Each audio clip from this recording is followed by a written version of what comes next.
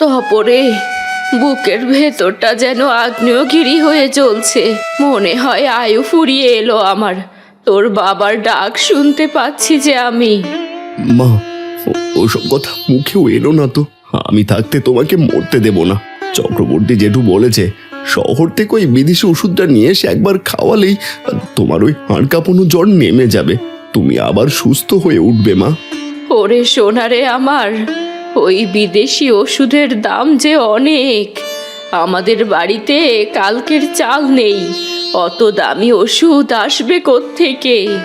তার চেয়ে আমায় মরতে দে বাবা। এ অভাগী মা মরলে অন্তত তুই এই হাড় ভাঙা খাটুনি থেকে একটু মুক্তি পাবি। মুক্তি আমি চাই না মা, তোমাকে দরকার আমার। তুমি চুপচাপ শুয়ে থাকো তো। আজ রাতে আমি শালবনির জঙ্গলে যাব। সবাই তো ওদিকটায় যেতে ভয় পায়, কিন্তু শুনেছি ওখানে পুরনো এক চন্দন গাছ আছে। ওই গাছটা যদি নামাতে পারি তাহলে মহাজনের সব ঋণ শোধও হবে, আর তোমার ওষুধেরও টাকা আসবে। আমি তাহলে এখন যাই মা। ঠিক তখনই গজানন মহাজন আর তার চেলা ভোদর লাঠি হাতে উঠোনে এসে হাজির হয়। ওরে তব, বাড়িতে আছিস নাকি? হ্যাঁ, মহাজনের ভয়ে ইঁদুরে গর্তে ঢুকেছিস মনে হচ্ছে। আজ সুদের টাকা দেওয়ার শেষ দিন ছিল তোর, সেটা কি তোর বাপের আমলের সিন্দুক থেকে বেরোবো নাকি? হ্যাঁ মহাজন মশাই, বিশ্বাস করুন হাতটা একেবারে খালি। মা বিছানায় মরণ বাচন লড়ছে। আমাকে আর একটা রাত সময় দিন না, কাল সকাল হতে আপনার সব টাকা আমি ঘরে পৌঁছে দেব। আবার কাল সকাল? বদর, ওর কথা শুনেছিস? গত 3 মাস ধরে ওর এই একই বলি শুনছি। শোনো ঝগড়া, আজ যদি টাকা না পাই কাল সকালে তোমাকে এই ভিটে মাঠে আমি নিলামে তুলবো বলে দিচ্ছি। তোর অসুস্থ মাকে নিয়ে তখন রাস্তায় ভিক্ষে করিস তুই, বুঝেছিস? এবার শোনো তপো, মহাজন মশাইয়ের হুকুম মানলে ভালো, না হলে ভিটে মাটি ছাড়া হতে বেশিক্ষণ সময় লাগবে না। তাই ভালোই ভালোই টাকাটা দিয়ে দে দেখি। টাকা তো এখন নেই ভোঁদর দাদা, আমি কথা দিচ্ছি মহাজন মশাই, আজ রাতে আমি জঙ্গলে কাঠ আনতে যাব। ওই শালবনির জঙ্গলে ওখানে চন্দন গাছ আছে, ওটা কেটে এনে বিক্রি করে টাকা আমি আপনাকে দেবই দেব। শালবনির জঙ্গলের দিকে যাবি চন্দন গাছ আনতে? তোর সাহস তো কম নয়। যা, মর গিয়ে। যদি ভূত প্রেতের হাত থেকে বেঁচে ফিরিস তবে কাল টাকা দিস আমায়, আর যদি মরিস তবে গ্রামের একটা আপদ যাবে। চল চল রে ভোঁদর।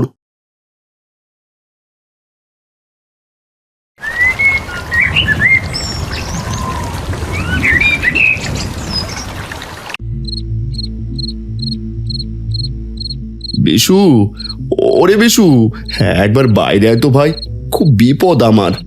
আবে কি হয়েছে রে তপু? এই মাঝরাতে এমন জমদূতের মতো দাঁড়িয়ে ডাকছিস কেন আমায়? আর তোর হাতে কুড়াল কেন? মহাজন এসেছিল রে, কাল সকালে আমার ঘর বাড়ি সব কেড়ে নেবে বলেছে। আমার সাথে তোকে একবার শালবনির জঙ্গলে যেতে হবে। ওখানে একটা পুরনো চন্দন গাছ আছে, সেটা কাটতে পারলে আমার সব অভাব মিটে যাবে। ওরে বাবারে, শালবনির জঙ্গল? ওখানে তো দিনের বেলাতেও মানুষ যায় না। শুনেছি ওখানের গাছগুলোতে শাকচুন্নিরা পা ঝুলিয়ে বসে থাকে। তোর কি মাথা খারাপ হয়েছে তপু? আমি যাব না ভাই, আমার জীবনের মায়া আছে। বিশু, তুই ছাড়া আমার আর কে আছে বল? একাই অন্ধকার জঙ্গলে যেতে আমারও ভয় লাগছে, কিন্তু আমার মায়ের কথা একবার ভাব। ওই বিদেশি ওষুধ না পেলে মা আর বাঁচবে না রে। তুই কি চাস আমার মা বিনা চিকিৎসায় মারা যাক? আহা, মাসিমার কথা তুলিস না তো তপু। মাসিমা তো আমাকে নিজের ছেলের মতো ভালোবাসে, কিন্তু জঙ্গল আর ওই ভূত প্রেত। আমি তো সাথে আছি রে বিশু, তুই শুধু টর্চটা ধরে দাঁড়িয়ে থাকবি, আমি গাছ কাটবো। দেখিস কাল সকালে আমাদের সব কষ্ট দূর হয়ে যাবে, তোরও অভাব দূর হবে। চল চল ভাই। আচ্ছা চল, মাসিমার জন্যই যাচ্ছি, কিন্তু কোনো ভূত তো দেখলে আমি কিন্তু দৌড়ে পালাবো ভাই, আগেই বলে রাখছি। এরপর তারা রওনা করে শালবনির জঙ্গলের উদ্দেশ্যে। তপ আর তার বন্ধু বিশু কুড়াল হাতে জঙ্গলে ঢুকছে। বিশু 1 পা এগোচ্ছে তো 2 পা পেছাচ্ছে। তপু, আমার কেমন জানি মনে হচ্ছে আজ আমাদের কপালে দুঃখ আছে। দেখছিস বাতাসটাও কেমন মানুষের মতো ফিস ফিস করছে, আর কত ঝিঝি পোকা ডাকছে। ভয় পেলে চলবে না বিশু, মায়ের ওষুধের জন্য আমি আর জমের সাথে লড়তেও রাজি আছি। ওই দেখ সামনে সেই বিশাল চন্দন গাছটা, আজ এটাকে কাটলেই সব সমস্যার সমাধান হবে আমাদের। এরপর তপ চন্দন গাছে কুড়ালের প্রথম কোপ মারতেই একদম নিস্তব্ধ হয়ে যায়। হঠাৎ এক বীভৎস ছায়া গাছের ডাল থেকে ঝুলে পড়ে।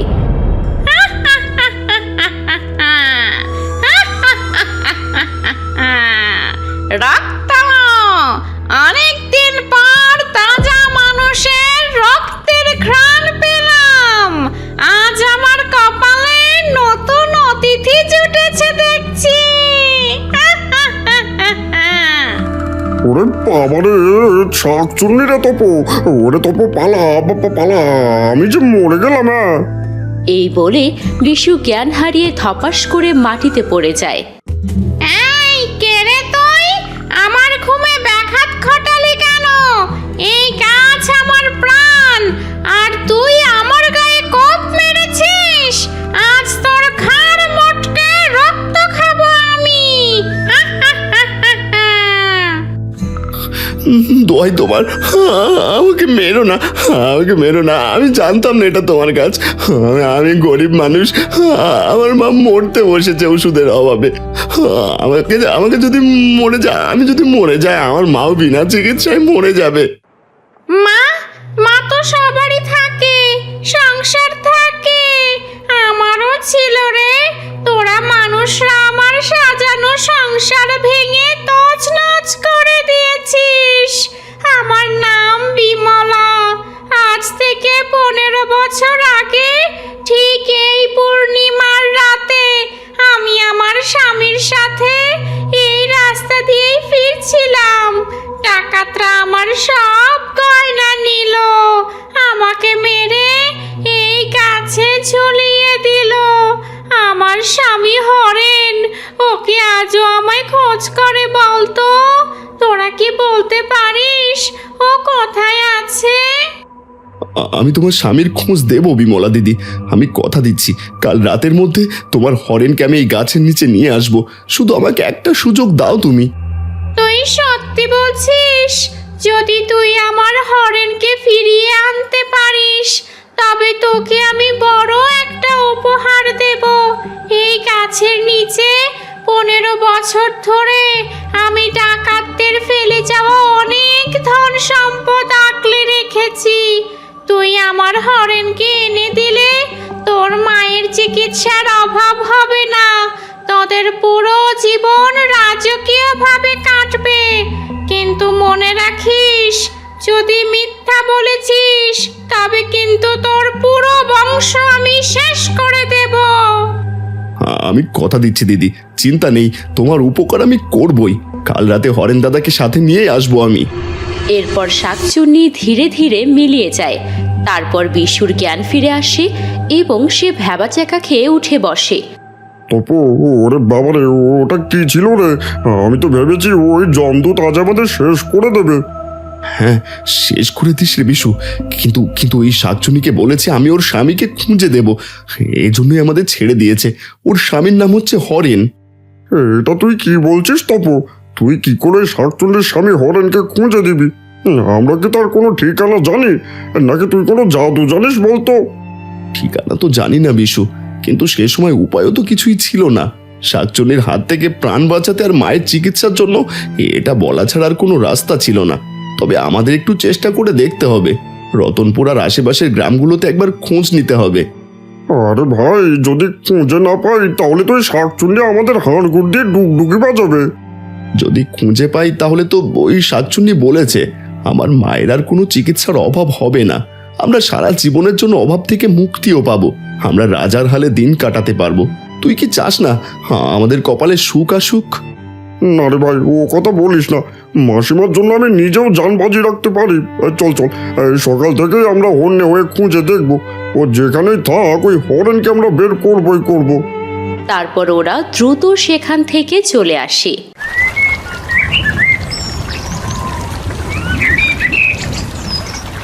পরদিন সকালে তপ আর বিশু রতনপুর বাজারে এক পাগলকে দেখতে পায়, যে একটা কদম ফুল নিয়ে বিড়বিড় করছে। এই যে শুনছেন, আপনার নাম কি? আমার নাম হরেন। তবে এই হরেন বাজা বন্ধ হয়ে গেছে সেই 15 বছর আগে। আমি এখন বিমলার জন্য কদম ফুল খুঁজি। তোমরা কি সেই ডাকাত যারা আমার বিমলাকে মেরে ফেলেছ? পালা পালা বলছি। আরে বিশু, পেয়ে গেছি, বিমলা দিদির হরেনকে পেয়ে গেছি। আমরা ডাকাত নই হরেন দাদা, বিমলা দিদি এখনো বেঁচে আছে। সে আজ ওই শালবনির জঙ্গলে চন্দন গাছের নিচে তোমার জন্য কাঁদছে। সে শুধু তোমাকে একবার দেখতে চায় হরেন দাদা। তুমি কি যাবে তার কাছে? হ্যাঁ, বিমলা এখনো কাঁদে। হ্যাঁ, আমার জন্য কাঁদে বিমলা। কেন কাঁদে ও? আমি তাকে কদম ফুল দিতে পারিনি বলে। হ্যাঁ, আমাকে নিয়ে চলো ওর কাছে। হ্যাঁ, আমাকে নিয়ে চলো। আমি যাব তাকে কদম ফুল দিতে। তাহলে ও আর কাঁদবে না। এরপর রাত গভীর হয়। তপ হরেনকে নিয়ে জঙ্গলে ঢোকে। আড়াল থেকে মহাজন গজানন আর ভোদর তাদের অনুসরণ করছে। চন্দন গাছের কাছাকাছি যেতেই ওই দাঁড়া ঝগড়া, আমার টাকা জোগাড় না করে এই পাগলটাকে নিয়ে কোথায় পালাচ্ছিস তোরা? আজ তো তোর টাকা দেওয়ার কথা ছিল।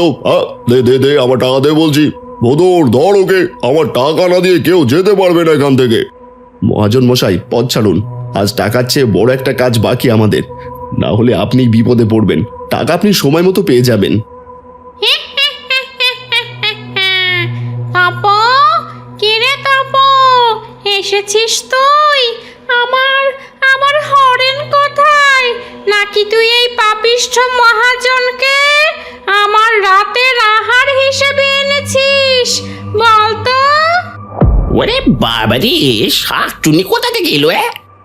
ওরে বাবারে, এই শাক চুন্নি কোথা থেকে এলো? ওরে বাবারে, আমি তো শেষ। এই তপো, এটা তাহলে তোর প্ল্যান ছিল?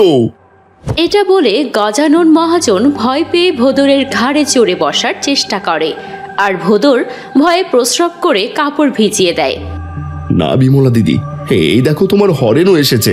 তোমার এই ভয়ানক রূপ এখন বদলাও, ও যে তোমায় ভয় পাচ্ছে। এরপর বিমলা তার জাদুর ক্ষমতায় মুহূর্তের মধ্যে এক সুন্দরী গ্রাম্যবধূর রূপ নিল। হরেন অবাক হয়ে তার দিকে হাত বাড়ালো। বিমলা, তুমি তোমার কপালে টিপ নেই কেন? তোমার লাল বেনারসিটা এমন ছিঁড়ে গেছে কেন? ওই ডাকাতরা আমার সব কেড়ে নিয়েছিল গো। আমি তোমার জন্য 15 বছর এই গাছের ডালে বসে পথ চেয়ে বসে আছি। আমরা এমন দেশে চলে যাব যেখানে কোনো ডাকাত নেই, কোনো অভাব নেই। তুমি আমার সাথে যাবে তো হরেন? যাব বিমলা, তুমি যেখানে থাকবে আমি সেখানেই যাব। চলো। এরপর হরেন আর বিমলা একে অপরের হাত ধরে ধীরে ধীরে তারা উজ্জ্বল এক আলোর বৃত্তে মিশে বাতাসে মিলিয়ে গেল। আর সেই জায়গায় পড়ে রইল এক বস্তা পুরনো মোহর আর দামি দামি সোনার গয়না। এই নিন মহাজন মশাই, আপনার সব ঋণ শোধ হয়ে গেল। একটা সোনার মোহর আপনার সব সুদের টাকার চেয়েও বেশি দামি। এবার দয়া করে আমার পিছু ছাড়ুন। এ তো খাঁটি সোনার মোহর। তবু তুই এসব পেলি কি করে? এ কি সত্যি নাকি কোনো জাদু মন্ত্র? আমাকে ভাগ দিবি না? মহাজন মশাই, আপনি এখন যাবেন নাকি বিমলা দিদিকে আমি এবার ডাকবো বলেন দেখি? বিমলার কথা শুনে মহাজন ভয় পেয়ে সেখান থেকে চলে যায়। তারপর তপ আর বিশু সেই গহনাগুলো নিয়ে তাদের বাড়ির পথে রওনা করে।